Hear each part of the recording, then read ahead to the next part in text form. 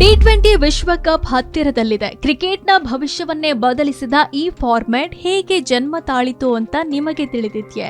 ಇತಿಹಾಸದ ಮೊದಲ ಅಧಿಕೃತ ಟಿ20 ಪಂದ್ಯ ಯಾರ ನಡುವೆ ನಡೆಯಿತು? ಇಲ್ಲಿದೆ ಅದರ ವಿವರ.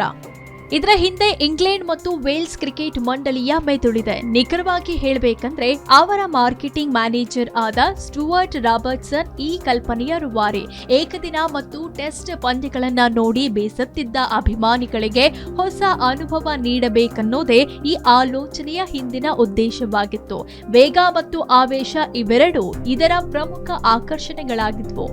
ನ್ಯೂಜಿಲೆಂಡ್ನ ದಿಗ್ಗಜ ಆಟಗಾರ ಮಾರ್ಟಿನ್ ಕ್ರೋ ಅವರ ಕ್ರಿಕೆಟ್ ಮ್ಯಾಕ್ಸ್ ಈ ಹೊಸ ರೂಪಾಂತರಕ್ಕೆ ಆಧಾರವಾಯಿತು.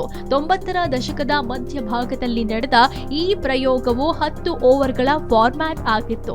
ಹೀಗೆ ಇಂಗ್ಲಿಷ್ ಕೌಂಟಿಗಳಿಗಾಗಿ ಟಿ20 ಕಪ್ ಆರಂಭವಾಯಿತು.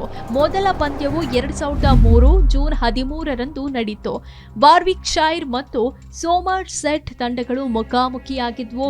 ಮೊದಲು ಬ್ಯಾಟ್ ಮಾಡಿ 188 ರನ್ ಗಳಿಸಿದ್ದ ವಾರ್ವಿಕ್ಶೈರ್ 19 ರನ್ಗಳ ಜಯ ದಾಖಲಿಸಿತು.